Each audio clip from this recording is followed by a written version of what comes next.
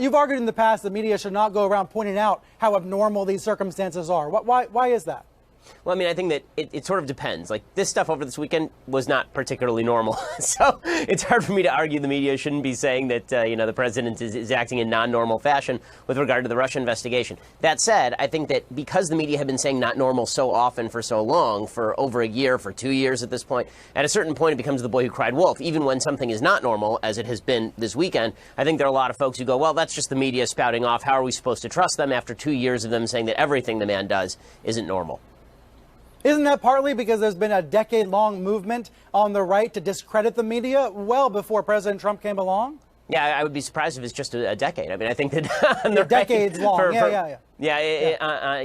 the right for as long as I've been alive, there's been a lot of questions about media objectivity, and I don't think that those questions are ill-founded. I think this is why, as I've been saying, it's really incumbent on the media to do as much reporting of the facts as possible and leave a lot of the hyperbole out of it. I know that's really difficult in a time when, the hyperbole seems to not only get ratings but also to jog people's kind of amygdalas. But the fact is that the more the media underplays, I think the better they will do in terms of people trusting them. Because at this time, what's happening right now is everything's breaking down into tribal affinity. President Trump says fake news. A lot of his people say, okay, well, if the president says it, the media are fake on a lot of topics, or at least they are biased on a lot of topics, so why wouldn't they be biased here as well? The media sort of need to bend over backwards to prove that they aren't biased, especially in cases like the Russia investigation. Again, I think that what the president's done this weekend is not normal. I think that if the president were to fire Robert Mueller, it would precipitate some really devastating politics in the country, for sure, and it should. But I think that it's important that the media hold their fire up till the point where something really terrible has happened. I'm sorry, but the firing of Andy McCabe, for example, on Friday,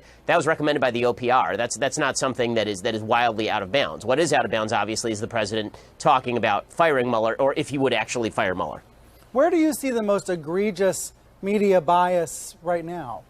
Well, over the last 3 weeks, obviously, the coverage of the gun debate has been absolutely egregious. I mean, I don't want to single out your network, but CNN's been pretty bad on this from a conservative perspective. The idea that when there's a mass shooting, that the media feel the necessity to put on TV not only survivors, but specific survivors, that there's a certain subset of survivors who make it on TV a lot, and there are certain other survivors who don't, and that they decide to single out certain events and not other events in order to make a particular case, or they allow certain people to go on TV and suggest that folks like Dana Lash or people at the NRA are evil, don't care, they're terrorists, and there's no pushback from the anchors. This sort of thing makes a lot of people on the right feel that the media are really using this as an opportunity to push gun control rather than objectively covering the legislative efforts that are going on in Washington, D.C.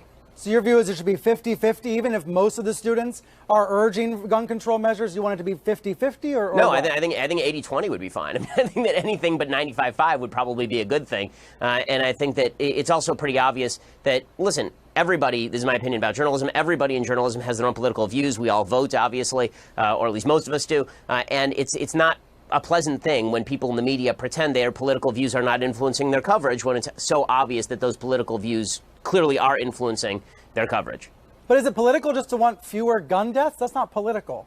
Well, obviously, it's not political to want fewer gun deaths. Nobody wants more gun deaths. I think that what is political is allowing certain people to go on TV and without any sort of follow-up question say things like their political enemies don't care about human lives. Like, I remember CNN got very upset when Dana Lash said at CPAC that people in the media didn't care enough. CNN doesn't get upset. Certain anchors or reporters may challenge something. It's not a network-wide thing.